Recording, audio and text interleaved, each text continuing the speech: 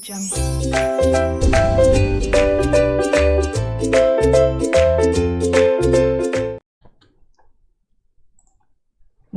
दोस्तों, राधे राधे। तो अब अपन स्टार्ट करने जा रहे हैं सीए फाइनल मई 22 और नवंबर 22 के लिए रिवीजन लेक्चर।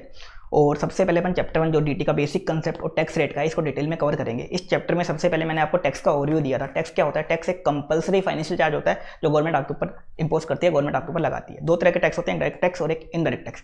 डायरेक्ट टैक्स दो तरह के होते हैं, एक इनकम टैक्स और एक black money tax. Income tax जो भी आप इनकम अर्न करते हो उसके ऊपर जो टैक्स लगता है वो होता है इनकम टैक्स। जैसे आपने मान लो जॉब करी, जॉब से आपको सैलरी की इनकम हुई, आपकी एक बिल्डिंग थी उसको आपने रेंट पे दिया, आपको रेंट की इनकम हुई, आपको इंटरेस्ट की इनकम हुई, डिविडेंड की इनकम हुई, आपको आपका बिजनेस था, बिजनेस से आपको प्रॉफिट हुआ, उन सब पे क्या लगेगा? Income tax. Black money tax क्या होता है? इंडिया के बाहर की जो आपकी ब्लैक मनी है या इंडिया के बाहर का जो काला धन है उसके ऊपर जो टैक्स लगता है वो होता है black money tax. Black money tax का एक अलग से एक्ट है जो आपके पेपर 6C में कवर्ड है, पेपर 7 में नहीं है। इसके बाद इनडायरेक्ट टैक्स दो तरह के होते हैं, GST goods and service tax जो गुड्स और सर्विस की सप्लाई के ऊपर लगता है, और एक होता है कस्टम ड्यूटी। जब आप इंडिया के बाहर से गुड्स इंपोर्ट करते हो या कभी कभी आप एक्सपोर्ट करते हो तो उसके ऊपर क्या लगता है? Custom duty. इसके बाद देखा अपन ने इनकम टैक्स को डायरेक्ट टैक्स क्यों कहा जाता है। तो इनकम टैक्स में एक होता है टैक्स पेयर और एक होती है central government. Central government directly tax payer से टैक्स मांगती है और टैक्स पेयर ने अपनी इनकम पे जो भी टैक्स बना डायरेक्टली क्या करता है? टैक्स पेयर सेंट्रल गवर्नमेंट को जमा करवा देता है, बीच में कोई इंटरमीडिएरी नहीं होता। इस कारण इस टैक्स को क्या बोलते हैं अपन? Direct tax. टैक्स पेयर को यहाँ अपन बोलते हैं एसएससी। और सेंट्रल गवर्नमेंट ने टैक्स के मैटर के लिए, इनकम टैक्स के मैटर के लिए एक बोर्ड बना दिया जिसको क्या बोलेंगे अपन? CBDT, central board of direct tax. अब सीबीडीटी के पास काफ़ी सारे काम होते हैं, काफ़ी सारे मैटर्स होते हैं। तो सीबीडीटी ने टैक्स के कंप्लायंस को हैंडल करने के लिए, एसएससी का असेसमेंट करने के लिए, एसएससी की चेकिंग वगैरह करने के लिए एक डिपार्टमेंट बना दिया जिसको क्या बोलेंगे अपन? Income tax department. इस डिपार्टमेंट में काफ़ी सारे ऑफिसर होते हैं जो एसएससी का असेसमेंट करते हैं, एसएससी की चेकिंग करते हैं। इसमें कमिश्नर लेवल के भी ऑफिसर होते हैं, चीफ कमिश्नर लेवल के भी ऑफिसर होते हैं। लेकिन जो एसएससी का असेसमेंट करते हैं या एसएससी की चेकिंग वगैरह करते हैं, रेड वगैरह डालते हैं एसएससी पे, उनको अपन क्या बोलते हैं? मेनली असेसिंग ऑफिसर्स, जिनको शॉर्ट में क्या बोलेंगे? एओ, असेसिंग ऑफिसर्स। अब अपन देखते हैं सेंट्रल गवर्नमेंट को टैक्स लगाने की, इनकम टैक्स लगाने की पावर कहाँ से मिली। तो जो इंडियन कॉन्स्टिट्यूशन है वहाँ से सेंट्रल गवर्नमेंट को पावर मिली। इंडियन कॉन्स्टिट्यूशन में काफ़ी सारे आर्टिकल होते हैं, उसी में से एक आर्टिकल है आर्टिकल 246। उसका 7 शेड्यूल बोलता है कि 3 लिस्ट होती हैं, एक होती है यूनियन लिस्ट, एक होती है स्टेट लिस्ट और एक कंकरेंट लिस्ट। यूनियन लिस्ट में वो मैटर दे रखे हैं जिसमें कानून बनाने की पावर सेंट्रल गवर्नमेंट के पास है। स्टेट लिस्ट में वो मैटर दे रखे हैं जिसमें कानून बनाने की पावर स्टेट गवर्नमेंट के पास है। और कंकरेंट लिस्ट में वो मैटर दे रखे हैं जिसमें कानून बनाने की पावर सेंट्रल गवर्नमेंट और स्टेट गवर्नमेंट दोनों के पास है। तो यूनियन लिस्ट में होती हैं, इन सब में क्या होती हैं? एंट्रीज होती हैं। तो यूनियन लिस्ट में एक एंट्री है, एंट्री नंबर 82। इसमें लिखा हुआ है सेंट्रल गवर्नमेंट चाहे तो इनकम के ऊपर टैक्स लगा सकती है एक्सेप्ट एग्रीकल्चर इनकम। और इसी को यूज करके गवर्नमेंट ने क्या बनाया? इनकम टैक्स एक्ट 1961 बनाया जो पूरे इंडिया के ऊपर अप्लाई होता है विद इफेक्ट फ्रॉम 1 अप्रैल 1962। अब एग्रीकल्चर इनकम के ऊपर टैक्स लगाने की पावर किसके पास है? वो है स्टेट गवर्नमेंट। स्टेट गवर्नमेंट को ये पावर मिली स्टेट लिस्ट की एंट्री नंबर 46। एंट्री नंबर 46 बोलती है स्टेट गवर्नमेंट चाहे तो एग्रीकल्चर इनकम के ऊपर टैक्स लगा सकती है। लेकिन किसी भी स्टेट गवर्नमेंट ने एग्रीकल्चर इनकम के ऊपर टैक्स नहीं लगा रखा। क्यों नहीं लगा रखा? क्योंकि देखो इंडिया में किसान काफ़ी सारे हैं, अगर टैक्स कोई लगा देगा तो वोट बैंक अफेक्ट हो जाएगा, वोट नहीं मिलेंगे। इस कारण स्टेट गवर्नमेंट ने टैक्स नहीं लगा रखा। इस कारण एग्रीकल्चर इनकम क्या है? इनकम टैक्स में तो है ही एग्जेम्प्ट और कहीं और भी टैक्सेबल नहीं होती। अब अपन आते हैं, आपके कोर्स में है इनकम टैक्स लॉ। अब ये इनकम टैक्स लॉ है क्या? इनकम टैक्स लॉ काफ़ी वास्ट टर्म है। इनकम टैक्स लॉ के अंदर एक्ट भी आ जाता है, रूल्स भी आ जाता है, सर्कुलर भी आ जाता है, नोटिफिकेशन भी आ जाते हैं, जो डिसीजंस होते हैं कोर्ट वगैरह के वो भी आ जाते हैं। इन सबको मिला के क्या बनता है? Income tax law. तो अपन क्या क्या पढ़ेंगे आपके कोर्स में? सबसे पहले देखेंगे इनकम टैक्स लॉ में जो मेन सोर्स है वो है income tax act 1961। Income tax act में क्या दे रखे होते हैं? प्रोविजंस वगैरह दे रखे होते हैं। फिर इनकम टैक्स रूल्स 1962, रूल्स में क्या दे रखे होते हैं? कैलकुलेशन वगैरह का पार्ट दे रखा होता है, रेट्स वगैरह दे रखी होती हैं, फॉर्म नंबर वगैरह कहाँ दे रखे होते हैं? रूल्स में दे रखे होते हैं। एक देखेंगे अपन annual finance act. Finance act क्या होता है? जिसके थ्रू इनकम टैक्स में अमेंडमेंट किए जाते हैं। तो फाइनेंस एक्ट आपके ऊपर कौन सा एप्लीकेबल है? मई 22 नवंबर 22 के लिए फाइनेंस एक्ट 2021, ये भी अपन कवर करेंगे। इसके अलावा सर्कुलर इश्यूड बाय सीबीडीटी। देखो ऑफिसर जो होते हैं एओ, असेसिंग ऑफिसर, एसएससी का असेसमेंट करते हैं तो उनको डाउट्स वगैरह आते रहते हैं। तो उनके डाउट्स को दूर करने के लिए सीबीडीटी क्या करता है? सर्कुलर इश्यू करता है। वो सर्कुलर क्या होता है? डिपार्टमेंट वालों के ऊपर तो बाइंडिंग होता है, एसएससी के ऊपर बाइंडिंग नहीं होता। एसएससी चाहे तो उसको फॉलो कर सकता है, नहीं करे तो कोई इशू नहीं है। इसके अलावा एक होते हैं नोटिफिकेशन। कभी कभी क्या होता है? सेंट्रल गवर्नमेंट और सीबीडीटी किसी प्रोविजन को इमीडिएट इफेक्ट से अप्लाई करने के लिए क्या इशू करते हैं? नोटिफिकेशन, जो सभी के ऊपर क्या होते हैं? बाइंडिंग। इसके अलावा होते हैं जुडिशियल डिसीजन। कभी कभी क्या होता है? एसएससी और एओ, एसएससी और असेसिंग ऑफिसर में क्या हो जाता है? डिस्प्यूट हो जाता है। कैसे हो जाता है?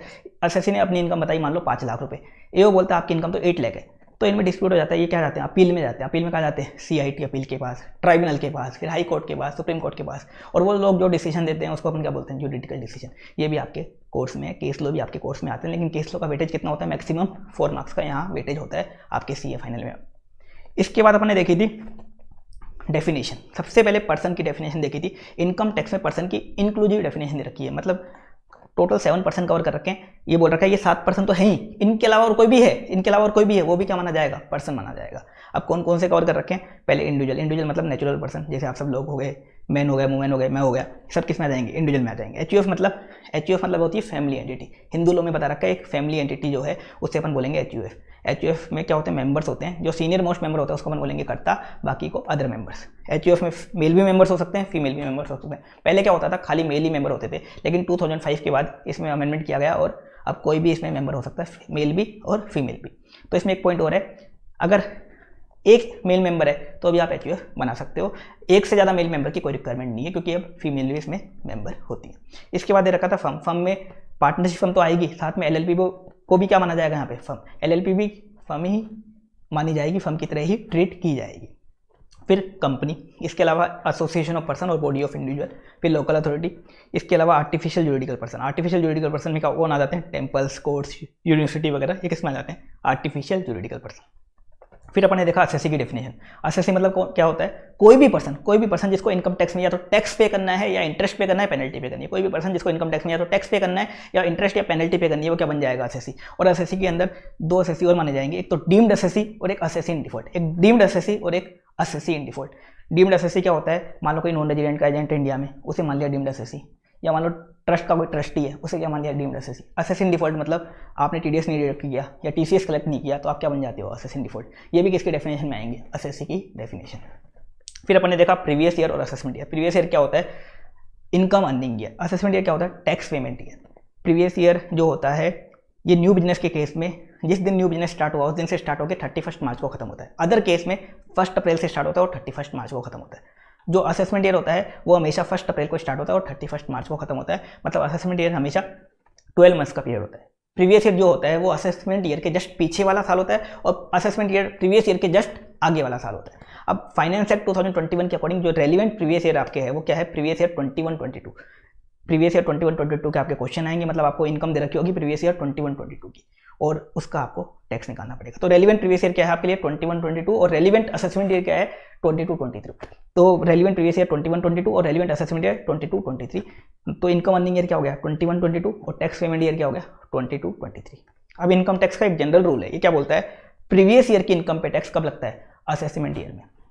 जो आप प्रीवियस ईयर में इनकम कमाते हो उसका टैक्स कब देते हो आप? असेसमेंट ईयर में। उसकी रिटर्न कब भरते हो आप? असेसमेंट ईयर में। तो प्रीवियस ईयर की इनकम कब असेसेबल होती है?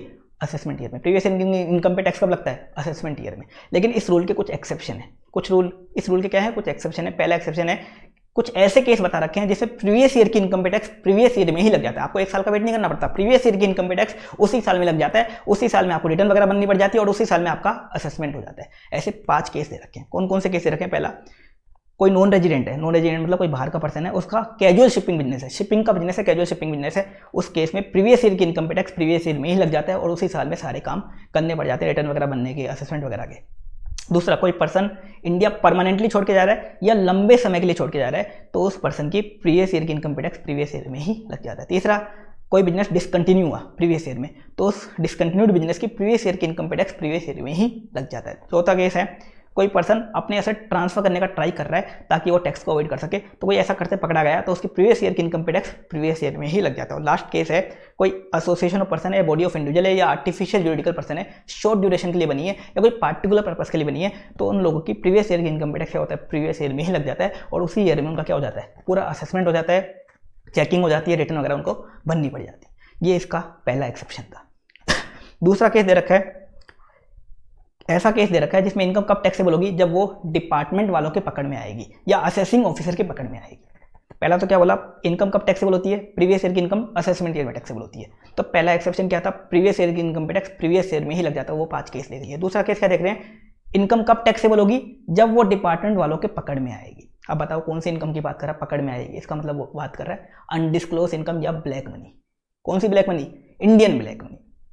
जो फॉरेन की ब्लैक मनी है, इंडिया के बाहर की काली कमाई है या इंडिया के बाहर का काला धन है मान लो, उसके लिए अलग से एक्ट है। मान लो इंडिया के बाहर स्विस बैंकों में पैसा आपका, आप इंडिया के पर्सन हो, तो उसके लिए एक ब्लैक मनी एक्ट अलग से बना हुआ है। लेकिन जो इंडिया की ब्लैक मनी है, इंडिया की जो अनडिस्क्लोज इनकम है, वो इनकम टैक्स में ही टैक्सेबल होती है। तो किसकी बात कर रहा है? ऐसी इनकम की बात कर रहा है जो ब्लैक मनी है, जो कब टैक्सेबल होगी? जब वो डिपार्टमेंट वालों के या एओ के पकड़ में आ जाएगी। एओ के पकड़ में कैसे आएगी? जब वो आपका असेसमेंट कर रहा होगा तब पकड़ में आ जाएगी, या मान लो आपका किसी रिश्तेदार ने बता दिया एओ को, या मान लो किसी दोस्त ने बता दिया, या एओ को कहीं ना कहीं से खबर लग गई। तो इंडियन ब्लैक मनी की बात कर रहे हैं। इंडियन ब्लैक मनी कब टैक्सेबल होगी? जब एओ के पकड़ में आएगी, क्योंकि आपने पहले दिखाई नहीं, तो कब टैक्सेबल होगी? जब डिपार्टमेंट वालों के पकड़ में आएगी। अब ब्लैक मनी कौन कौन सी होती है वो अपन एक बार देख लेते हैं। सबसे पहले section 68 cash credit. Cash credit क्या बोलता है? ये बोलता है आपकी बुक्स में, आपके बैंक अकाउंट में पैसा आए जा रहा है, बैंक अकाउंट में आपका पैसा क्रेडिट हुए जा रहा है, और आप उसका सोर्स एओ को एक्सप्लेन नहीं कर पाते, या जो आपने सोर्स एक्सप्लेन किया एओ के अकॉर्डिंग क्या है, अनसेटिस्फैक्ट्री है, तो वो क्या बन जाएगी?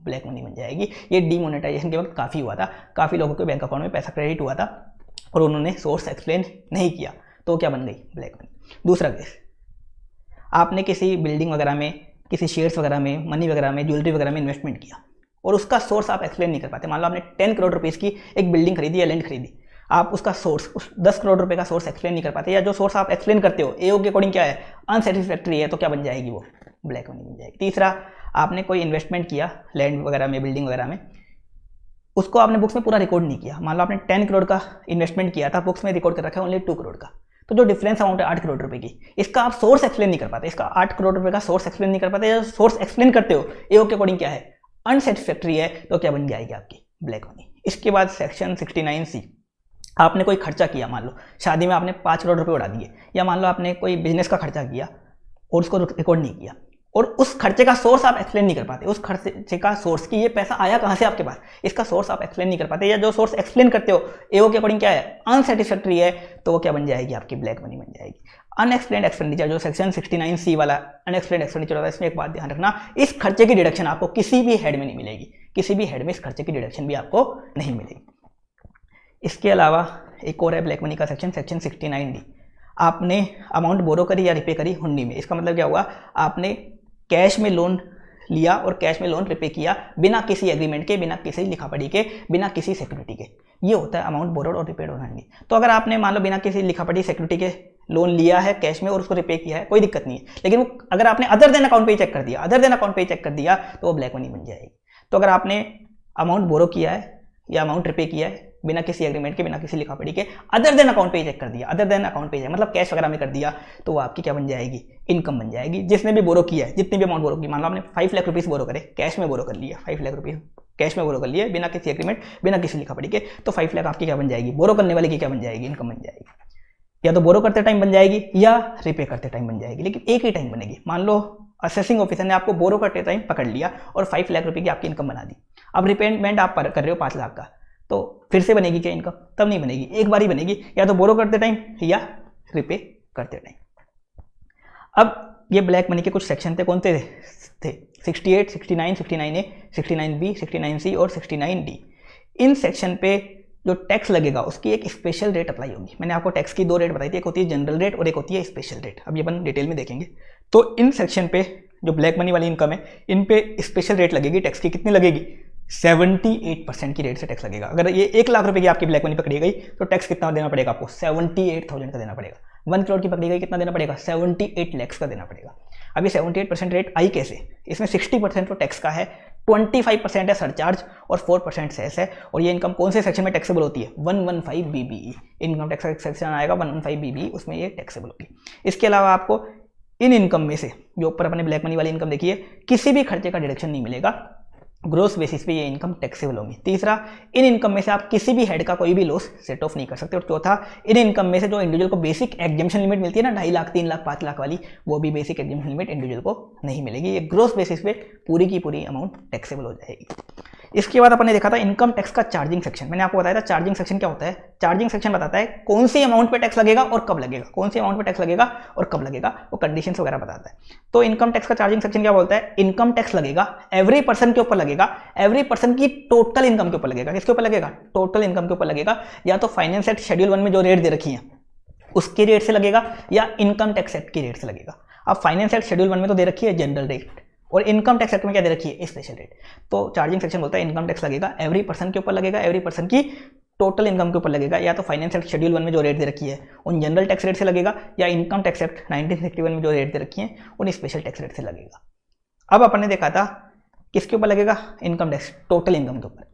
अब टोटल इनकम निकालोगे कैसे?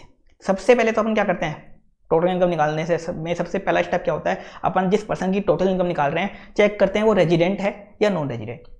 रेजिडेंट मतलब इंडिया का, नॉन रेजिडेंट मतलब बाहर का। ऐसा क्यों चेक करते हैं, जो रेजिडेंट होता है ना उसकी पूरे वर्ल्ड की इनकम पे टैक्स लगता है इंडिया में, उसकी ग्लोबल इनकम टैक्सेबल होती है। लेकिन जो नॉन रेजिडेंट होता है उसकी ओनली इंडिया की इनकम टैक्सेबल होती है, उसकी ओनली इंडिया की इनकम इंडिया में टैक्सेबल होती है। तो ये चेक करेंगे सबसे पहले। इसके बाद अपन 5 हेड्स में इनकम निकालेंगे उस पर्सन की, सैलरी की इनकम, हाउस प्रॉपर्टी की इनकम, बिजनेस एंड प्रोफेशन की इनकम, कैपिटल गेन की इनकम और अदर सोर्स की इनकम। 5 हेड की इनकम निकालेंगे। सीए फाइनल में कंपनी का क्वेश्चन आएगा और कंपनी की मेनली क्या होती है, बिजनेस एंड प्रोफेशन की इनकम होती है। तो मेनली उसमें बिजनेस एंड प्रोफेशन के पॉइंट होंगे, एक आध पॉइंट हो सकता है कैपिटल गेन और अदर सोर्स का हो, सैलरी का कोई पॉइंट नहीं होगा और हाउस प्रॉपर्टी का भी कोई पॉइंट नहीं होगा। मेनली किसका होगा, पीजीबीपी होगा, हो सकता है एक आध पॉइंट कैपिटल गेन और अदर सोर्स का उसमें मिल जाए, और जो 14 मार्क्स का कंपल्सरी क्वेश्चन आएगा। फिर अपन क्या करेंगे, क्लबिंग करेंगे।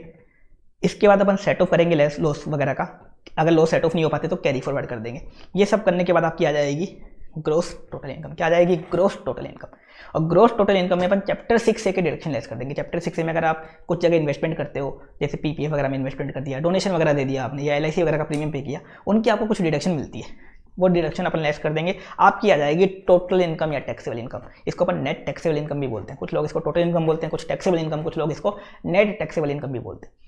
तो इसको अपन बोलेंगे टोटल इनकम या टैक्सेबल इनकम। और इसी इनकम पे क्या लगेगा, टैक्स लगेगा। अब इस इनकम को अपन 2 पार्ट्स में डिवाइड करेंगे, एक जनरल रेट इनकम और एक स्पेशल रेट इनकम। एक जनरल रेट इनकम और एक स्पेशल रेट इनकम। देखो कुछ स्पेशल रेट की इनकम होती है, जैसे लॉटरी पे टैक्स 30% की रेट से लगता है। जैसे लॉन्ग टर्म कैपिटल गेन है 112 वाले लॉन्ग टर्म कैपिटल गेन पे 20% की रेट से टैक्स लगता है। जैसे ब्लैक मनी की इनकम ऊपर अपन ने देखी थी, 60% की रेट से टैक्स लगता है, टोटल 78% टैक्स लगता है ना ब्लैक मनी की इनकम पे। तो कुछ स्पेशल वाली रेट वाली इनकम होती है जिन पे कंपल्सरी कुछ स्पेशल रेट लगती है, तो उन इनकम को अपन अलग करेंगे और जनरल रेट वाली इनकम को अलग करेंगे। जनरल रेट वाली इनकम को अपन जनरल टैक्स रेट से इंटू कर देंगे, स्पेशल रेट वाली इनकम पे अपन जो स्पेशल टैक्स रेट दे रखी है, कंपल्सरी वाली स्पेशल टैक्स रेट दे रखी है, उनसे इंटू कर देंगे। ये आपका आ जाएगा टैक्स। अभी टैक्स आएगा, फिर अपन देखेंगे टोटल इनकम लिमिट को एक्सीड कर रही है क्या। अगर टोटल इनकम एक लिमिट को एक्सीड कर रही है तो एक लगता है सरचार्ज। अमीर लोगों पे लगता है अगर आपकी टोटल इनकम एक लिमिट को एक्सीड करती है तो सरचार्ज लगाएंगे। क्या देख के, टोटल इनकम देख के, टोटल इनकम एक लिमिट को एक्सीड करती है क्या, अगर सरचार्ज है तो लगा देंगे। सरचार्ज लगा दिया, फिर दोनों के टोटल का, टैक्स और सरचार्ज के टोटल का लगेगा 4%, क्या लगेगा, सेस लगेगा, 4% सेस ऐड कर देंगे और ये आ जाएगा आपका टोटल टैक्स पेएबल। ये आ जाएगा टोटल टैक्स पेएबल। अब टोटल टैक्स पेबल में से आपका जितना टीडीएस जमा हो रखा था, जितना टीसीएस आपका कलेक्ट हो रखा था और जितना आपने एडवांस टैक्स जमा करवा रखा था उसका क्रेडिट दे देंगे, उसको अपन लेस कर देंगे। आपका टैक्स बन रहा था मान लो 5 लाख का और आपका टीडीएस टीसीएस और एडवांस टैक्स जो जमा हो रखा था वो 4 लाख का जमा हो रखा था, तो 4 लाख इसमें से लेस कर देंगे। आपका आ जाएगा नेट टैक्स पेएबल या रिफंडेबल। पॉजिटिव आता है तो पेएबल और अगर नेगेटिव आता है तो रिफंडेबल। मान लो आपने एडवांस टैक्स वगैरह ज़्यादा जमा करवा रखा था तो जो डिफरेंस अमाउंट है वो आपको रिफंड हो जाएगा। तो इस अकॉर्डिंग कैलकुलेशन होती है, इस अकॉर्डिंग अपन कैलकुलेशन करते हैं। अब अपन आगे कंटिन्यू करते हैं टैक्स रेट्स। तो टैक्स रेट 2 तरह की होती है, जनरल टैक्स रेट और एक special tax rate. General tax rate आपको शेड्यूल 1 फाइनेंस एक्ट में दे रखी है और स्पेशल टैक्स रेट कहाँ दे रखी है, इनकम टैक्स एक्ट में। जनरल टैक्स रेट में सबसे पहले अपन देख रहे हैं इंडिविजुअल, एचयूएफ, एओपी, बीओआई और आर्टिफिशियल यूरिडिकल पर्सन, इन पे लगता है स्लैब। स्लैब क्या स्लैब है इनका, अप टू, अगर इनकी total income up to rupees 2,50,000 तक है कोई टैक्स नहीं लगेगा। इसके बाद 2,50,000 से लेकर 5 लाख तक है उस पर 5% की रेट से टैक्स लगेगा। 5 लाख से 10 लाख पे 20%, अबाउट 10 लाख की इनकम पे 30% की रेट से टैक्स लगेगा। ये है स्लैब। ये 2.5 लाख को अपन क्या बोलते हैं, बेसिक एग्जेम्पशन। उसके बाद ये रखा है अगर कोई रेजिडेंट इंडिविजुअल है, रेजिडेंट मतलब इंडिया का इंडिविजुअल है और उसकी एज 60 ईयर या उससे ज़्यादा है लेकिन 80 ईयर से कम है, 60 ईयर से उससे ज़्यादा है लेकिन 80 ईयर से कम है, या तो प्रीवियस ईयर के अंदर या first day of assessment year के अंदर, मतलब या तो प्रीवियस ईयर के अंदर वो 60 ईयर्स का है या मान लो उसका 60th birthday first day of assessment year. First day of assessment year क्या हो गया, 1 अप्रैल 2022। अगर उसका 60th बर्थडे मान लो 1 अप्रैल 2022 को भी आता है तो भी उसको क्या मान लिया जाएगा, उसको मान लिया जाएगा रेजिडेंट सीनियर सिटीजन। क्या मान लिया जाएगा, रेजिडेंट सीनियर सिटीजन मान लिया जाएगा। और उसके केस में स्लैब क्या हो जाएगा, up to 3 lakh nil, up to 3 lakh कोई टैक्स नहीं लगेगा। 3 लाख से 5 लाख 5%, 5 लाख से 10 लाख 20% और अबाउट 10 लाख 30%। इसके बाद अपन ने देखा कोई रेजिडेंट इंडिविजुअल है, कौन है? इंडिया का इंडिविजुअल है, प्लस उसकी एज क्या है? 80 ईयर या उससे ज़्यादा है, या तो प्रीवियस ईयर के अंदर या first day of assessment year, या first day of assessment year, उसको बोलेंगे अपन रेजिडेंट सुपर सीनियर सिटीजन। उसके केस में क्या होगा? 5 लाख तक कोई टैक्स नहीं लगेगा, 5 लाख से 10 लाख तक 20% और about 10 lakh 30%।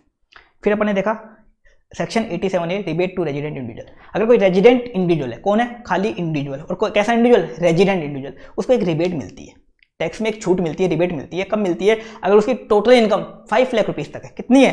Up to 5 lakh रुपये तक है तो ही मिलती है। 5 लाख से थोड़ी भी ज़्यादा हो गई तो नहीं मिलती। 5 लाख से 1 रुपये ज़्यादा होगी मान लो तो नहीं मिलेगी। अप टू 5 लाख रुपीज़ है तो ही मिलेगी। रिबेट कितनी मिलेगी? 12,500 और tax amount whichever is less. 12,500 और tax amount whichever is less. इस कारण, इस रिबेट के कारण अगर आपकी मान लो इनकम अप टू 5 लाख तक है, आपका टैक्स क्या बनेगा? हमेशा 0 बनेगा। इस रिबेट के कारण बनता है वो 0। अब ये रिबेट जो है आपको हर इनकम में से मिल जाती है, एक इनकम को छोड़ के। हर इनकम, लॉटरी वगैरह की इनकम से मिल जाती है रिबेट, एक इनकम को छोड़ के। कौन सी income? Capital gain under section 112A। एक कैपिटल गेन आएगा अपना 112A वाला, 112A वाला जो कैपिटल गेन आएगा उसको छोड़ के हर इनकम से ये रिबेट आपको मिल जाती है। फिर अपन ने देखा फर्म और लोकल अथॉरिटी, इन पे लगती है फ्लैट रेट। मान लो इनकी 100 रुपये की भी इनकम है तो एक फ्लैट रेट लगेगी। फ्लैट रेट क्या? 30%, 30 रुपीज़ का टैक्स बन जाएगा। ये है फर्म और लोकल अथॉरिटी। फिर कंपनी, कंपनी दो तरह की होती है, एक डोमेस्टिक कंपनी, एक फॉरेन कंपनी। डोमेस्टिक कंपनी या तो इंडियन कंपनी या कोई ऐसी कंपनी जो डिविडेंड का पेमेंट इंडिया वाली इनकम से करती है, वो होती है डोमेस्टिक कंपनी। इंडियन कंपनी मतलब जिसका रजिस्टर्ड ऑफिस इंडिया में है और जो कंपनी सेक्ट में रजिस्टर्ड है। रजिस्टर्ड ऑफिस इंडिया में और जो इंडियन कंपनी सेक्ट में रजिस्टर्ड है वो होती है इंडियन कंपनी। फॉरेन कंपनी मतलब अदर दैन डोमेस्टिक कंपनी। अब रेट क्या है कंपनी पे? सबसे पहले डोमेस्टिक कंपनी। अगर डोमेस्टिक कंपनी का टर्नओवर या ग्रोस रिसीट प्रीवियस ईयर 1920, कब का देखेंगे? 2 साल पुराना, 1920 का देखेंगे। प्रीवियस ईयर 21-22 के लिए कब का देखेंगे? 1920। तो अगर उस डोमेस्टिक कंपनी का टर्नओवर या ग्रोस रिसीट प्रीवियस ईयर 1920 का अप टू ₹400 करोड़, 400 करोड़ रुपए तक था तो 25% की रेट लगाएंगे। अगर मान लो 400 करोड़ से ज़्यादा था तो 30%। क्वेश्चन में कुछ नहीं दे रखा तो भी 30%। मान लो कंपनी न्यू फॉर्म हुई थी, 1920 में कंपनी थी ही नहीं, तो भी क्या रेट लगाएंगे? 30%। ऐसा नहीं मानेंगे कि 0 है, ऐसा नहीं मानेंगे, 30 लगाएंगे। अगर 400 करोड़ का टर्नओवर दे रखा है, अप टू 400 करोड़ तक टर्नओवर दे रखा है 1920 का, तो 25 लगाएंगे। बाकी सभी केस में क्या लगाएंगे अपन? 30%। इसके बाद फॉरेन कंपनी, फॉरेन कंपनी के केस में टैक्स की रेट क्या रहेगी? फ्लैट रेट रहेगी 40% की। फिर अपन ने कोऑपरेटिव सोसाइटी देखा। कोऑपरेटिव सोसाइटी भी एक पर्सन की डेफिनेशन में आ जाता है। इंक्लूसिव डेफिनेशन होती है, मैंने बताया था पर्सन की। उन 7% के अलावा और कोई भी पर्सन है तो वो क्या माना जाएगा? पर्सन माना जाएगा। तो कोऑपरेटिव सोसाइटी पे क्या लगता है? स्लैब लगता है। स्लैब क्या है? अगर इनकी टोटल इनकम 10,000 तक है 10% की टैक्स रेट, 10,000 से 20,000 के बीच में 20% की टैक्स रेट, और अबाउट 20,000 की टोटल इनकम पे 30% की टैक्स रेट लगती है। फिर अपन ने देखा सरचार्ज। सरचार्ज क्या होता है? टैक्स के ऊपर एक और टैक्स लगता है। ये बेसिकली अमीर लोगों पे लगता है जब आपकी इनकम एक लिमिट को क्रॉस कर जाती है। ये टैक्स के ऊपर लगता है, ये इनकम के ऊपर नहीं लगता है, टैक्स के ऊपर लगता है। तो सबसे पहले individual HUF AOP BY artificial juridical person, अगर इनकी total income up to 50 lakh है कोई सरचार्ज नहीं लगेगा। 50 लाख से 1 करोड़ के बीच में इनकी इनकम है तो 10% ऑफ टैक्स सरचार्ज लगेगा। अगर इनकी टोटल इनकम अबव 1 करोड़ है बट अप टू 2 करोड़ है 15% ऑफ टैक्स लगेगा। अबव 2 करोड़ है बट अप टू 5 करोड़ है 25% ऑफ टैक्स लगेगा। अबव 5 करोड़ है तो 37% ऑफ टैक्स लगेगा। और ये स्लैब नहीं है, ये फ्लैट रेट है। मान लो इंडिविजुअल की टोटल इनकम 5 करोड़ 50 लाख है तो जो उस इनकम पे टैक्स बना उस पूरे टैक्स पे क्या रेट लगेगी? सरचार्ज की 37। पूरे पे क्या लगेगी? 37। अब इसके बाद देखो सरचार्ज की जो रेट है, इसकी जो दो रेट दे रखी है 25% वाली और 37% वाली। 25% वाली और 37% वाली सरचार्ज की रेट 3 इनकम पे अप्लाई नहीं होगी। 3 इनकम कौन कौन सी? STCG under 111A, LTCG under section 112A और डिविडेंड इनकम। एसटीसीजी 111A वाला, एलटीसीजी 112A वाला और डिविडेंड की इनकम पे मैक्सिमम सरचार्ज कितना लगेगा? 15%। मान लो ये जो मैंने 3 इनकम बताई है, मान लो ये इनकम है 8 करोड़ रुपए की, बताओ सरचार्ज कितना लगाओगे? 37 लगाओगे 15 लगाओगे? 15 लगेगा। मैक्सिमम कितना सरचार्ज लगेगा इन 3 इनकम पे? 15% ऑफ टैक्स। इन पर 25 और 37 वाला नहीं लगेगा। अब आ जाओ फर्म, लोकल अथॉरिटी और कोऑपरेटिव सोसाइटी, इन पे सरचार्ज की रेट क्या रहेगी? इनकी अगर टोटल इनकम 1 करोड़ तक है कोई सरचार्ज नहीं लगेगा। 1 करोड़ से ज़्यादा है तो 12% ऑफ टैक्स। कंपनी के केस में डोमेस्टिक कंपनी की टोटल इनकम 1 करोड़ तक है कोई सरचार्ज नहीं लगेगा। 1 करोड़ से ज़्यादा अप टू 10 करोड़ है 7% ऑफ टैक्स। अबाउट 10 करोड़ है 12% ऑफ टैक्स। फॉरेन कंपनी के केस में 1 करोड़ तक है कोई सरचार्ज नहीं लगेगा। 1 करोड़ से ज़्यादा अप टू 10 करोड़ तक है 2% ऑफ टैक्स और अबाउट 10 करोड़ है तो 5% ऑफ टैक्स सरचार्ज लग जाएगा। इसके बाद देखा आपने हेल्थ एंड एजुकेशन सेस, ये टैक्स और सरचार्ज के टोटल का लगेगा, हमेशा लगेगा, हर एसएससी पे लगेगा। कितना लगेगा? 4% लगेगा और ये एंड में लगेगा। पहले आप सारी कैलकुलेशन कर लोगे रिबेट वगैरह सब देने के बाद एंड में क्या होता है? हेल्थ एंड एजुकेशन सेस लगता है। इसके बाद अपने एक इंपॉर्टेंट कंसेप्ट देखा था मार्जिनल रिलीफ का। मार्जिनल रिलीफ क्या होता है? जब आपका टैक्स इनकम को क्रॉस कर जाता है सरचार्ज के कारण, तब आपको एक रिलीफ मिलती है, मार्जिनल रिलीफ। कब मिलती है?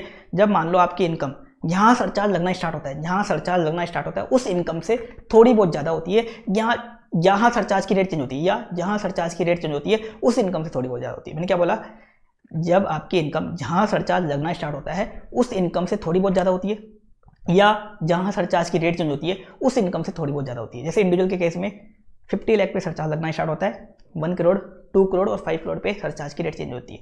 तो ये मैंने इनकम बताई 50 लाख, 1 करोड़, 2 करोड़, 5 करोड़। इन इनकम से थोड़ी बहुत इनकम आपकी ज़्यादा होती है। थोड़ी बहुत का कोई फिक्स क्राइटेरिया नहीं है, हो सकता है 1 लाख हो, 50,000 हो सकता है 2 लाख हो, फिक्स कोई क्राइटेरिया नहीं है। तो उससे थोड़ी बहुत ज़्यादा होती है, तब आपको क्या मिलती है, मार्जिनल रिलीफ मिलती है, और हर एसएससी को मिलती है। कंपनी के केस में सरचार्ज कब लगना स्टार्ट होता है, 1 करोड़ पे, और रेट कहाँ चेंज होती है, 10 करोड़। तो 1 करोड़ और 10 करोड़ वाली इनकम से आपकी इनकम मान लो थोड़ी बहुत ज़्यादा है, तब आपको क्या मिलेगी, मार्जिनल रिलीफ मिलेगी। अब मार्जिनल रिलीफ की कैलकुलेशन कैसे करते हैं वो मैं आपको एक बार समझा देता हूँ। सबसे पहले आप क्या करो, जो आपको ओरिजिनल इनकम दे रखी है आपकी, उस पर टैक्स निकाल दो बिना सेस के। मार्जिनल रिलीफ की कैलकुलेशन हमेशा बिना सेस के होती है, सेस के पहले होती है, सेस का काम अपन एंड में करते हैं। तो मार्जिनल रिलीफ की कैलकुलेशन बिना सेस की होती है। तो मान लो एक कंपनी है, उसकी इनकम दे रखी है आपको 1 करोड़ 1 लाख, ओरिजिनल इनकम कितनी दे रखी है, 1 करोड़ 1 लाख। अब 1 करोड़ 1 लाख पे क्या निकाल दो, टैक्स निकाल दो।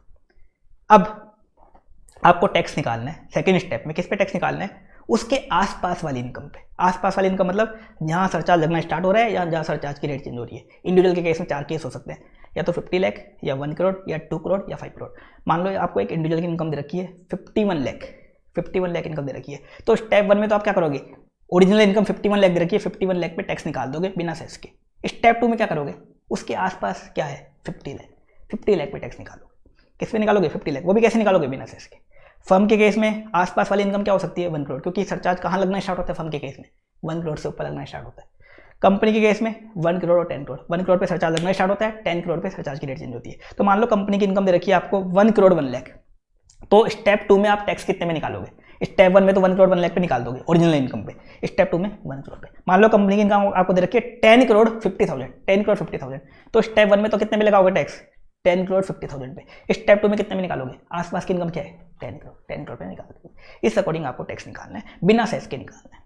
अब स्टेप 3 में आपको निकालना है tax to be paid. Government आपसे कितना टैक्स मांग रही है, स्टेप 2 में जो टैक्स बना एक तो वो ले लो, स्टेप 2 में जो आसपास वाली इनकम पे आपने टैक्स निकाला था वो ले लो, प्लस आपने जो एक्स्ट्रा इनकम कमाई है उस आसपास वाली इनकम से जितनी ऊपर इनकम आपने कमाई है एक्स्ट्रा वो ले लो। जैसे आपने मान लो आपकी ओरिजिनल इनकम थी कंपनी की 1 करोड़ 1 लाख, 1 करोड़ 1 लाख थी। स्टेप 2 में टैक्स कितने में निकाला आपने, 1 करोड़ पे, तो एक्स्ट्रा इनकम कितनी हुई, 1 लाख की हुई, वो 1 लाख ले लो। तो स्टेप 2 का टैक्स ले लो और प्लस एक्स्ट्रा इनकम ले लो, ये आ जाएगा tax to be paid. Marginal relief क्या होगी, ओरिजिनल में जो आपका टैक्स बनता था, मतलब स्टेप 1 ओरिजिनल में जो टैक्स बनता था वो ले लो, उसमें से गवर्नमेंट क्या टैक्स मांग रही है, टैक्स टू बी पेड मांग रही है, स्टेप 3 मांग रही है, तो स्टेप 1 में से स्टेप 3 लेस कर दो, ये क्या आ जाएगा, मार्जिनल रिलीफ। ये आ जाएगी आपकी मार्जिनल रिलीफ। अब गवर्नमेंट को कितना पे करना है, tax to be paid, tax to be paid जो भी था वो पे करना है, प्लस इसमें क्या कर देना, 4% सेस ऐड कर देना, ये आपका आ जाएगा tax payable. Tax to be paid plus 4% cess, ये आपका क्या आ जाएगा, टैक्स पेएबल। सेस एंड में ऐड हो जाएगा। इस अकॉर्डिंग मार्जिनल रिलीफ की कैलकुलेशन होती है। मैंने कुछ एग्जाम्पल देके आपको मार्जिनल रिलीफ का कंसेप्ट पूरा डिटेल में करवाया था। इसके बाद अपन ने देखा था average rate of tax. Average rate of tax आपके डबल टैक्सेशन रिलीफ वगैरह वाले चैप्टर में काम आएगी। एओपी बीओआई का जब अपन टैक्सेशन सीखेंगे तब काम आएगी। एवरेज रेट ऑफ टैक्स क्या होती है, आप टोटल टैक्स निकाल लो इंक्लूडिंग सरचार्ज, अगर सरचार्ज लगता है तो, और सेस तो ऐड कर दो। टोटल टैक्स निकाल लो, डिवाइड कर दो उसको टोटल इनकम से, इंटू 100 कर दो। टोटल टैक्स निकालो, डिवाइड कर दो टोटल इनकम से, इंटू 100 कर दो, ये आपकी आ जाती है एवरेज रेट ऑफ टैक्स।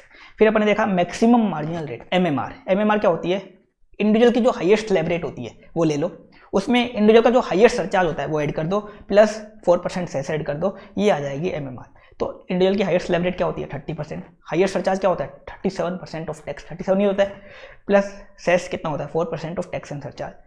तीनों को ऐड करके देखो कितना आएगा, ये आएगी 42.744%। 42.744% ये होती है मैक्सिमम मार्जिनल रेट, ये याद रखना, ये अपने आगे काम आएगी। 42.744% ये है एमएमआर। फिर अपन ने देखी थी special tax rate. General tax rate अपनी कंप्लीट हुई, अपन ने देखी थी फिर special tax rate. Special tax rate दो तरह की होती है, एक होती है कंपलसरी और एक ऑप्शनल। कंपलसरी मतलब जो आपको कंपलसरी फॉलो करनी पड़ती है, अगर आपकी उन नेचर की इनकम है, अगर आपकी उन नेचर की इनकम है तो उन पे वो कंपलसरी आपको लगानी ही पड़ती है, वो कंपलसरी लगानी पड़ती है, आप उनको इग्नोर नहीं कर सकते। जैसे मान लो आपका 111A का STCG है, तो 15% की रेट लगती है कंपलसरी। आपका 112A का LTCG है, 112A का LTCG है तो वो 1 लाख तक तो एग्जाम होता है और 1 लाख से ऊपर 10% की रेट से टैक्सेबल होता है। जैसे आपको मान लो 112 का LTCG है तो 20% की रेट लगती है। आपकी मान लो लॉटरी की इनकम है 115BB वाली, लॉटरी वगैरह की कैजुअल इनकम है तो 30% की रेट लगती है। मान लो आपकी ब्लैक मनी की इनकम है तो 60% की रेट लगती है, 60 प्लस 25 सरचार्ज प्लस 4% से। तो कंपलसरी वाले कुछ सेक्शन दे रखे हैं, नॉन रेजिडेंट के केस में काफ़ी सारे दे रखे हैं जो अपन आगे कवर करेंगे। ये मैंने कुछ एग्जांपल दिया आपको, ये कंपलसरी आपको फॉलो करने पड़ते हैं। अब एक ऑप्शनल स्पेशल रेट और आई है। ये ऑप्शनल स्पेशल रेट का क्या कंसेप्ट है? ये ऑप्शनल स्पेशल रेट क्या बोलती हैं कि चाहे तो आप ये ऑप्शनल वाले स्पेशल रेट फॉलो कर लो, चाहे जो आपने जनरल रेट फॉलो करी थी ना वो फॉलो कर लो। ये ऑप्शन कहाँ मिल रहे हैं आपको? जो जनरल रेट है ना उनकी जगह ये ऑप्शन मिला है। किस किस को मिला है? 4 सेक्शन के अंदर मिला है। एक तो कंपनी को मिला, एक इंडिविजुअल HUF को मिला और एक कोऑपरेटिव सोसाइटी को। सबसे पहले इसमें एक दे रखा है सेक्शन 115BA, ये डोमेस्टिक कंपनी के लिए दे रखा है। फिर 115BAB ये न्यू मैन्युफैक्चरिंग डोमेस्टिक कंपनी के लिए दे रखा है। एक दे रखा है 115BAC इंडिविजुअल और HUF के लिए दे रखा है और एक BAD रेजिडेंट कोऑपरेटिव सोसाइटी के लिए दे रखा है। ये ऑप्शनल स्पेशल रेट क्या है? मैंने क्या बोला? Optional special rate. चाहे तो आप ये ऑप्शन वाला फॉलो कर लो, चाहे जो आपने जनरल रेट ऊपर देखी थी ना, इंडिविजुअल का 2.5 लाख का स्लैब देखा था, कंपनी की 25 और 30% की रेट देखी थी, कोऑपरेटिव सोसाइटी का वो 10,000 वाला स्लैब देखा था, चाहे वो फॉलो कर लो, चाहे ये ऑप्शनल वाली फॉलो कर लो। ये ऑप्शन उसके लिए मिला हुआ है, ये कंपलसरी स्पेशल रेट के लिए नहीं मिला हुआ। कंपलसरी के लिए तो कंपलसरी लगेंगे, लॉटरी पे हमेशा 30% टैक्स लगेगा। LTCG जो 112 वाला है उस पर 20% ही लगेगा, जो LTCG 112A वाला है उस पर 10% ही लगेगा, वो फिक्स है। ये ऑप्शनल जनरल इनकम के लिए, किसके लिए? जनरल इनकम, जो आपकी हाउस प्रॉपर्टी की या PGB वगैरह की इनकम होती है, जनरल रेट वाली इनकम है उसके लिए।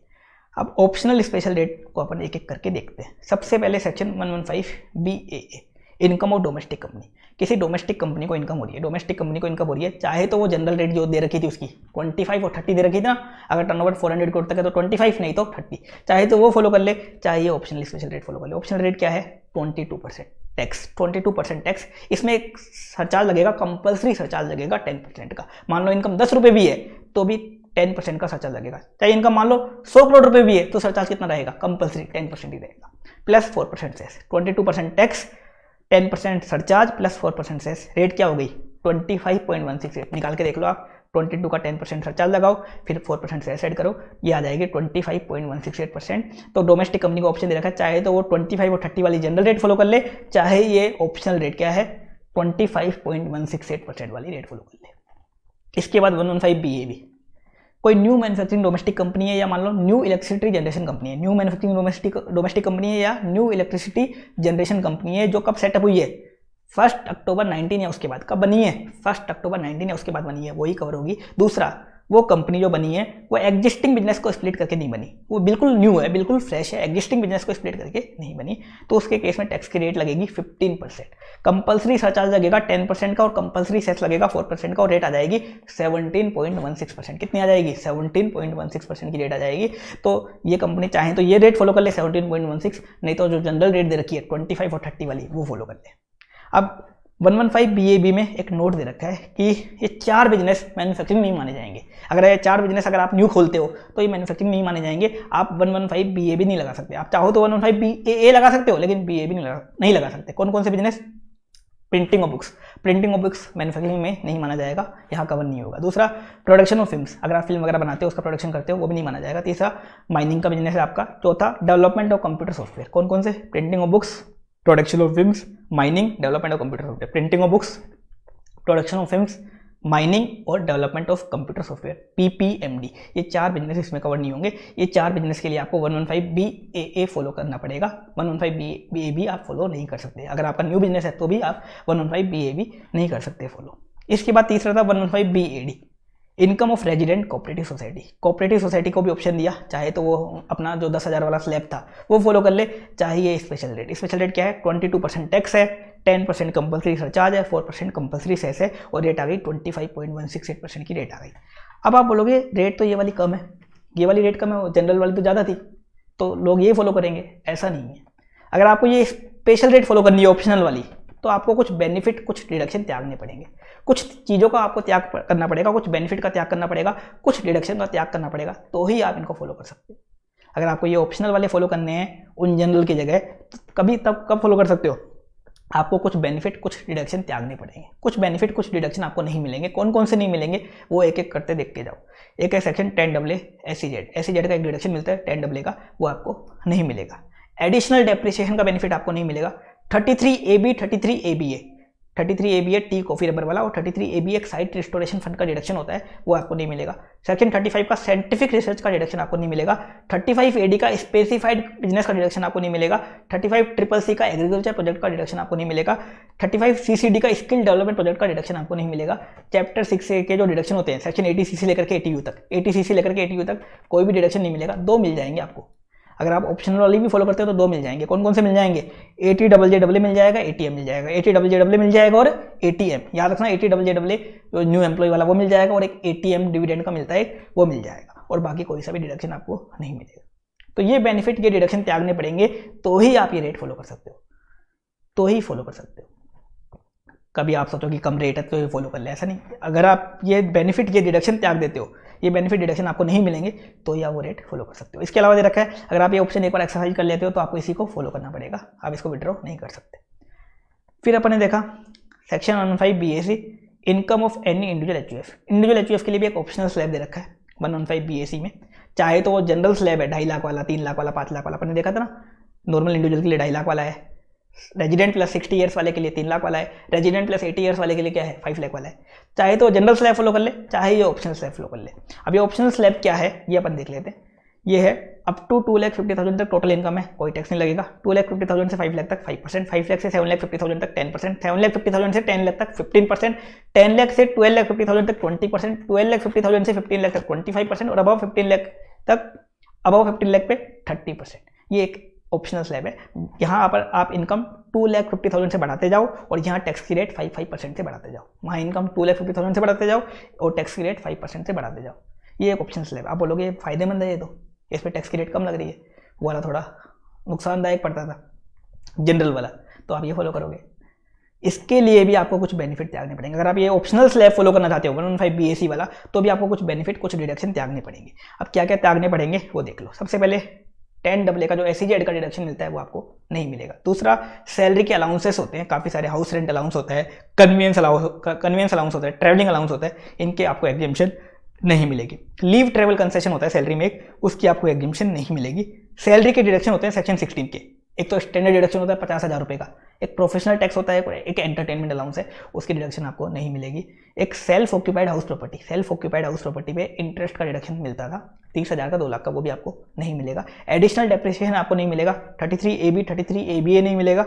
साइंटिफिक रिसर्च के खर्चे का डिडक्शन नहीं मिलेगा। स्पेसिफाइड बिजनेस 35AD वाला डिडक्शन नहीं मिलेगा।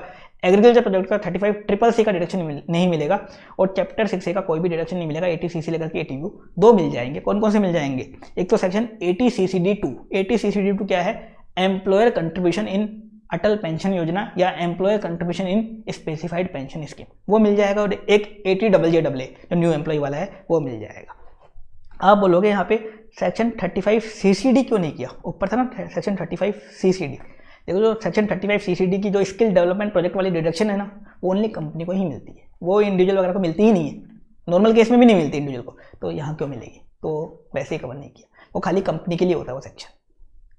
तो ये कुछ बेनिफिट आपको त्यागने पड़ेंगे। यहाँ पे एक ATM भी कवर नहीं किया। ऊपर देखो ATM कवर कर रखा था। ATM की जो डिडक्शन है, डिविडेंड की डिडक्शन होती है, वो कंपनी को ही मिलती है, वो इंडिविजुअल वगैरह के केस में होती ही नहीं है इंडिविजुअल वगैरह के केस में, तो इसलिए कवर नहीं किया। तो ये बेनिफिट के डिडक्शन त्यागने पड़ेंगे, तो जाके आप 115 BAC फॉलो कर सकते हो। 115 अगर आप BAC आप फॉलो करते हो, इसको आप बाद में विड्रॉ करना चाहते हो तो कर भी सकते हो। एक बार इसको विड्रॉ भी कर सकते हो, एक बार आप फिर से नॉर्मल स्कीम में जा सकते हो। इसके बाद अपन ने देखा था राउंडिंग ऑफ। इनकम टैक्स में राउंडिंग ऑफ कैसे होती है? सेक्शन 288A और 288B में बता रखा है। जो आपकी टोटल इनकम आई उसको आप राउंड ऑफ करोगे। ऐसा नहीं कि आपने हाउस प्रॉपर्टी इनकम निकाली उसको राउंड ऑफ कर दिया, PGB की इनकम निकाली उसको राउंड ऑफ कर दिया, कैपिटल गेन की इनकम निकाली उसको राउंड ऑफ कर दिया, ऐसा नहीं करना। GTI निकाली उसको राउंड ऑफ कर दिया, ऐसा नहीं करना आपको। टोटल इनकम जो आई आपकी, पांचों हेड की इनकम निकाली, क्लबिंग करी, सेट ऑफ किया, GTI आई, डिडक्शन लेस किया, आपकी आ गई टोटल इनकम। जो टोटल इनकम आई उसको राउंड ऑफ करना है। करना चाहो तो कर दो, नहीं करोगे तो भी चलेगा, आपको पूरे मार्क्स मिलेंगे। राउंड ऑफ किस में करना है? नियरेस्ट ₹10 में। नियरेस्ट ₹10 मतलब जैसे कि एग्जांपल लिया, मान लो आपकी इनकम आई 10,80,514 रुपीज़ टोटल इनकम, तो ये राउंड ऑफ क्या हो जाएगी? 10,80,510। आपकी इनकम मान लो 10,80,515, तो राउंड ऑफ क्या हो जाएगी 10,80,520। राउंड ऑफ कैसे होगी, अगर आपकी इनकम 1 2 3 4 अप टू 4 तक है तो लोअर राउंड ऑफ हो जाएगी, 5 या उससे ज़्यादा 5 6 7 8 9 5 6 7 8 9 है तो वो अपर राउंड ऑफ हो जाएगी, वो अपर राउंड ऑफ हो जाएगी। ऐसे ही टैक्स पेबल को राउंड ऑफ करेंगे। टैक्स पेबल में भी ऐसा नहीं कि पहले टैक्स को राउंड ऑफ किया फिर सरचार्ज को राउंड ऑफ किया फिर सेस को राउंड ऑफ किया, ऐसा नहीं करेंगे। टैक्स निकाला, सरचार्ज निकाला, सेस निकाला, टोटल कर दिया, टोटल टैक्स निकाल दिया, टोटल टैक्स पेबल निकाल दिया, टोटल टैक्स पेबल को राउंड ऑफ करेंगे। कैसे, same nearest rupees 10 up to 4 तक लोअर राउंड ऑफ, 5 या 5 से ज़्यादा है तो अपर राउंड ऑफ, इस अकॉर्डिंग राउंड ऑफ करेंगे। करना चाहो तो करो, नहीं करोगे तो कोई भी दिक्कत नहीं है। फिर अपन एक कंसेप्ट देखा था capital receipt versus revenue receipt. देखो एक होती है रेवेन्यू रिसीट और एक होती है कैपिटल रिसीट। रेवेन्यू रिसीट मतलब क्या होती है, आपके ऑर्डिनरी कोर्स में जो रिसीट होती है, जैसे मान लो आप सेल करते हो, सेल से आपको जो इनकम हुई रिसीव हुई, मान लो आप सर्विस देते हो, सर्विस से जो आपको इनकम रिसीव हुई, मान लो आपको डिविडेंड रिसीव हुआ, आपको जो इंटरेस्ट रिसीव हुआ, मान लो आपको रेंट की इनकम रिसीव हुई, ये सब क्या होती है रेवेन्यू रिसीट होती है जो P&L अकाउंट को अफेक्ट करती है। तो रेवेन्यू रिसीट क्या होती है, टैक्सेबल होती है, किसी ना किसी हेड में क्या होती है टैक्सेबल होती है। एक होती है कैपिटल रिसीट। कैपिटल रिसीट दो टाइप की होती है, एक तो होता है कैपिटल गेन। कैपिटल गेन क्या होता है, आपके पास कोई कैपिटल एसेट था, लैंड थी, बिल्डिंग थी, शेयर थे, उसको आपने ट्रांसफर किया और उससे जो गेन हुआ वो होता है कैपिटल गेन। वो क्या होती है कैपिटल रिसीट होती है, लेकिन वो कैपिटल गेन नेचर की होती है, वो क्या होती है टैक्सेबल होती है। कैपिटल गेन हेड में वो टैक्सेबल हो जाती है। एक होती है other capital receipt. Other capital receipt क्या है, मान लो आपने डिबेंचर इश्यू किया और आपको बदले में पैसा मिला, आपने मान लो लोन लिया, मान लो आपने शेयर इशू किया और आपको बदले में पैसा मिला, ये क्या है other capital receipt. Share issue करने पे पैसा मिला, डिबेंचर इशू करने पे पैसा मिला, लोन लेने पे आपको पैसा मिला, तो ये क्या है अदर कैपिटल रिसीट है, ये टैक्सेबल नहीं होती। इस अदर कैपिटल रिसीट में एक केस लो हो रहा है। अदर कैपिटल रिसीट का एक सौराष्ट्र सीमेंट लिमिटेड का सुप्रीम कोर्ट का केस लो है। वो क्या बोलता है कि मान लो किसी सप्लायर से आपको कंपनसेशन मिला, क्यों मिला कंपनसेशन, क्योंकि उस सप्लायर ने आपको मशीनरी लेट सप्लाई करी थी या टाइम पे सप्लाई नहीं करी थी, उस सप्लायर ने आपको मशीनरी टाइम पे सप्लाई नहीं करी थी, उसके बदले में आपको जो कंपनसेशन मिला वो क्या मानी जाएगी अदर कैपिटल रिसीट मानी जाएगी और वो टैक्सेबल नहीं होगी। वो अदर कैपिटल रिसीट मानी जाएगी, वो टैक्सेबल नहीं होगी। मैं एक बार आपको इसको एग्जांपल से और समझा देता हूँ। मान लो एक कंपनी थी ABC लिमिटेड। ABC लिमिटेड एक कंपनी थी, एक था सप्लायर। इन दोनों के बीच में एक एग्रीमेंट हुआ। एग्रीमेंट क्या हुआ कि सप्लायर क्या करेगा, ABC लिमिटेड को मशीन सप्लाई करेगा, मशीन सप्लाई करेगा सप्लायर मशीन सप्लाई करेगा। और कब सप्लाई करेगा, मान लो वो करेगा 10 अप्रैल 2022 को सप्लाई करेगा, ये मान लो डेट थी। 10 अप्रैल 22 को मशीन सप्लाई कर देगा सप्लायर ABC लिमिटेड को। अगर वो सप्लाई नहीं कर पाता, 10 अप्रैल 22 को सप्लायर मशीन सप्लाई नहीं कर पाता ABC लिमिटेड को, तो सप्लायर क्या करेगा, टाइम पे सप्लाई नहीं कर पाता तो सप्लायर को ABC लिमिटेड को कंपनसेशन देना पड़ेगा। क्या देना पड़ेगा, कंपनसेशन देना पड़ेगा। मान लो 5 लाख का कंपनसेशन देना पड़ेगा, 5 लाख का कंपनसेशन देना पड़ेगा। तो ये 5 लाख का जो कंपनसेशन मिला मान लो ABC लिमिटेड को, सप्लायर ने टाइम पे मशीन सप्लाई नहीं करी, 10 अप्रैल 22 को मशीन सप्लाई नहीं करी, लेट हो गया सप्लायर, तो सप्लायर को 5 लाख रुपए का कंपनसेशन कंपनी को देना पड़ गया। ABC लिमिटेड को 5 लाख रुपए का कंपनसेशन देना पड़ गया सप्लायर को। तो सप्लायर को 5 लाख रुपए का कंपनसेशन देना पड़ गया, तो ABC लिमिटेड को जो 5 लाख रुपए रिसीव हुए, ये क्या मानी जाएगी अदर कैपिटल रिसीट मानी जाएगी। अदर कैपिटल रिसीट मानी जाएगी जो टैक्सेबल नहीं होगी। क्यों मिली है ये, एक मशीन थी, मशीन का डिले हुआ जिसके कारण बेचारी ABC लिमिटेड को क्या पता लॉस हो गया हो, उसका कोई जो ऑर्डर वगैरह बनाने में डिले हो गया और उसको लॉस हो गया होगा उस चक्कर में, तो उसके बदले में उसको कंपनसेशन मिला है, ये टैक्सेबल नहीं होगा। ऐसा सौराष्ट्र सीमेंट लिमिटेड का एक सुप्रीम कोर्ट का केस होता है जिसका क्वेश्चन भी एग्जाम में आ चुका, जो मैंने आपको यहाँ बता दिया। ये चैप्टर 1 में ही कवर था जो मैंने आपको यहाँ बता दिया। इसके बाद इस चैप्टर का लास्ट टॉपिक था application of income versus diversion of income. Application of income versus diversion of income. अब ये क्या होते हैं एप्लीकेशन ऑफ डाइवर्जन, ये अपन देख लेते हैं एक बार। सबसे पहले एप्लीकेशन ऑफ इनकम ये क्या होता है, असेसी ने इनकम ट्रांसफर करी, असेसी ने इनकम ट्रांसफर करी, असेसी का कोई ऑब्लिगेशन नहीं था, असेसी ने अपनी इच्छा से करी, असेसी ने अपनी इच्छा से इनकम ट्रांसफर करी, असेसी का कोई भी ऑब्लिगेशन नहीं था, असेसी की कोई भी जिम्मेदारी, कोई भी ऑब्लिगेशन नहीं था, असेसी ने अपनी इच्छा से इनकम ट्रांसफर कर दी, तो इसे क्या बोला जाएगा, इसे बोला जाएगा एप्लीकेशन ऑफ इनकम। और ये असेसी के हैंड्स में ही क्या होगा टैक्सेबल, ये असेसी के हैंड्स में क्या होगा टैक्सेबल। मैं आपको इसको एग्जाम्पल से समझा देता हूँ। एक पर्सन था रोहित, CA बन गया, CA बनते ही वो मंदिर गया और मंदिर में उसने मन्नत मांगी कि अगर उसकी जॉब लग जाती है, भगवान से क्या मन्नत मांगी उसने कि अगर जॉब लग जाती है तो वो मंदिर में 1 महीने की सैलरी दान में दे देगा। उसने मन्नत मांगी कि भगवान मेरी जॉब लगा दो, अगर मेरी जॉब लग जाती है तो मैं मेरी 1 महीने की सैलरी इस मंदिर में दान में दे दूंगा। अब उस CA रोहित की क्या लग गई, जॉब लग गई। जॉब लगते ही मान लो उसकी KPMG में जॉब लग गई। उसने अपने एम्प्लॉयर को बोला कि मेरी 12 महीने की सैलरी में से क्या करना, 1 महीने की सैलरी उस मंदिर में दान में दे देना, क्योंकि मैंने मन्नत मांगी थी, 1 महीने की सैलरी उस मंदिर में दान में दे देना, क्योंकि मैंने जॉब लगने से पहले मन्नत मांगी थी कि मेरी जॉब लगती है तो मैं 1 महीने की सैलरी दान में दूंगा। तो उसने अपने एम्प्लॉयर को बोला कि मेरी 1 महीने की सैलरी मुझे देने के बजाय आप दान में दे देना और मुझे 11 महीने की सैलरी दे दो। तो मिस्टर रोहित ने 11 महीने की सैलरी रिसीव कर ली और 1 महीने की सैलरी उस मंदिर में दान दिलवा दी। जो उसने 1 महीने की सैलरी दान में दिलवाई, ये बताओ क्या है? ये है application of income. Mister Rohit का, सीए रोहित का कोई भी ऑब्लिगेशन नहीं था, उसने अपनी इच्छा से दान दिया है। भगवान ने उसे मांगा नहीं था कि मेरे को दान दे, उसने अपनी इच्छा से दान दिया, उसका कोई ऑब्लिगेशन नहीं था, उसके ऊपर कोई लीगल ऑब्लिगेशन है कुछ भी नहीं था, उसने अपनी इच्छा से दान दिया। तो 1 महीने की सैलरी जो उसने दान दिलवाई है वो क्या है? Application of income. Mister Rohit ये नहीं बोल सकता कि मेरी 1 महीने की सैलरी दान में चली गई, मेरी सैलरी की इनकम कितनी मानो आप? 11 महीने की मानो। उसकी सैलरी की इनकम कितनी मानी जाएगी? पूरी 12 महीने की मानी जाएगी। जो 1 महीने की सैलरी उसने दान में दिलवाई है वो रोहित के हैंड्स में क्या होगी? टैक्सेबल होगी। पूरे 12 महीने की उसकी सैलरी की इनकम मानी जाएगी। ये होता है एप्लीकेशन ऑफ इनकम। दूसरा केस, एक पर्सन है मिस्टर ए, ये मंथली 1 लाख रुपीज़ कमाता है। मंथली इसकी इनकम कितनी है? 1 लाख रुपीज़ है, मान लो जॉब वगैरह करता है और 1 लाख रुपीज़ कमाता है। इसके वाइफ वगैरह है, चिल्ड्रन वगैरह, मान लो इसकी गर्लफ्रेंड वगैरह है। ये क्या करता है? उनको घर खर्च चलाने के लिए या घूमने फिरने के लिए या शॉपिंग वगैरह के लिए हर महीने 40,000 पर मंथ ट्रांसफर करता है वाइफ को, चिल्ड्रन को, या मान लो गर्लफ्रेंड है उसको 40,000 पर मंथ हर महीने ट्रांसफर करता है वाइफ चिल्ड्रन को। किसके लिए? घर चलाने के लिए या खाने पीने वगैरह के लिए या शॉपिंग वगैरह के लिए। तो 40,000 पर मंथ ट्रांसफर करता है, ये लव और अफेक्शन में ट्रांसफर करता है। तो ये 40,000 पर मंथ ट्रांसफर करके मिस्टर ये नहीं बोल सकता कि मेरी इनकम आप 60,000 पर मंथ मान लो, मैंने 40,000 तो मेरे वाइफ वगैरह को दे दिए। मिस्टर ए का कोई ऑब्लिगेशन नहीं है, कोई ऑब्लिगेशन नहीं है, इसने अपनी लव और अफेक्शन में दी है, इसने अपनी इच्छा से दी है। तो ये मिस्टर ए की इनकम कितनी मानी जाएगी? बताओ, 1 लाख मानी जाएगी या 60,000? पूरी 1 लाख मानी जाएगी। कितनी मानी जाएगी? 1 लाख मानी जाएगी। ये 40,000 पर मंथ जो ट्रांसफर कर रही है अपनी वाइफ चिल्ड्रन को या गर्लफ्रेंड वगैरह को, ये क्या है? Application of income. क्या है ये? Application of income. ये होता है एप्लीकेशन ऑफ इनकम।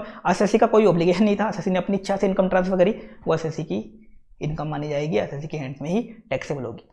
इसके बाद अपन ने देखा diversion of income. Diversion of income, अभी डाइवर्जन ऑफ इनकम क्या है? एसएससी ने इनकम ट्रांसफर करी, एसएससी ने इनकम ट्रांसफर करी, एसएससी का ऑब्लिगेशन था। एसएससी का क्या था? ऑब्लिगेशन था। ऑब्लिगेशन क्रिएट कैसे हुआ था?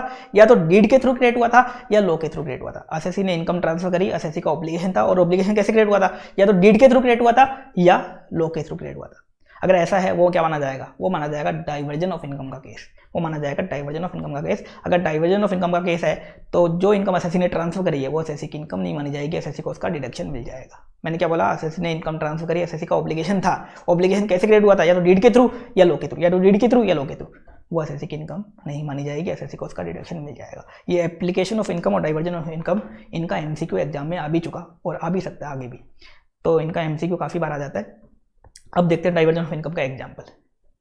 एक फर्म है, फर्म में 3 पार्टनर है, मिस्टर ए, मिस्टर बी और मिस्टर सी। 3 पार्टनर है, ए, बी और सी। डीड में लिखा हुआ था, किस में लिखा हुआ था? डीड में लिखा हुआ था कि अगर सी की डेथ हो जाती है, सी की डेथ हो जाती है तो फर्म का जो 20% प्रॉफिट है, फर्म का 20% प्रॉफिट सी की वाइफ को मिलेगा। क्या लिखा हुआ था डीड में? पार्टनरशिप डीड में लिखा हुआ था सी की डेथ होने पर फर्म का 20% प्रॉफिट सी की वाइफ को मिलेगा। करंट ईयर में मान लो सी की डेथ हो गई, सी की डेथ हो गई और फर्म का करंट ईयर में प्रॉफिट था 10 लाख का। फर्म का कितना प्रॉफिट था करंट ईयर में? 10 लाख का प्रॉफिट था। तो डीड के अकॉर्डिंग 20%, 10 लाख का 20% कितना हुआ? 2 लाख। 2 लाख सी की वाइफ को दे दिया फर्म ने। 2 लाख किसको दे दिया? डीड के अकॉर्डिंग, डीड में लिखा हुआ था तो 2 लाख सी की वाइफ को दे दिया क्योंकि सी की डेथ हो गई थी। तो 2 लाख सी की वाइफ को दे दिया और खुद की कितनी इनकम मान ली फर्म ने? 8 लाख। तो जो 2 लाख सी की वाइफ को दिया, बताओ ये क्या है? एप्लीकेशन है, डाइवर्जन है? ये है diversion of income. Diversion of income क्यों है? फर्म जो एसएससी है, फर्म ने इनकम ट्रांसफर करी, फर्म का ऑब्लिगेशन था, और ऑब्लिगेशन कैसे क्रिएट हुआ था? डीड के थ्रू, डीड में लिखा हुआ था, डीड के थ्रू क्रिएट हुआ था। तो यहाँ पे जो 2 लाख सी की वाइफ को ट्रांसफर किया गया, क्या है ये? डाइवर्जन ऑफ इनकम है। ये फर्म की इनकम में नहीं माना जाएगा। फर्म की इनकम कितनी मानी जाएगी? 8 लाख ही मानी जाएगी। 8 लाख ही फर्म की इनकम मानी जाएगी। ये 2 लाख क्या है? डाइवर्जन ऑफ इनकम का केस है। ये है डाइवर्जन ऑफ इनकम का केस।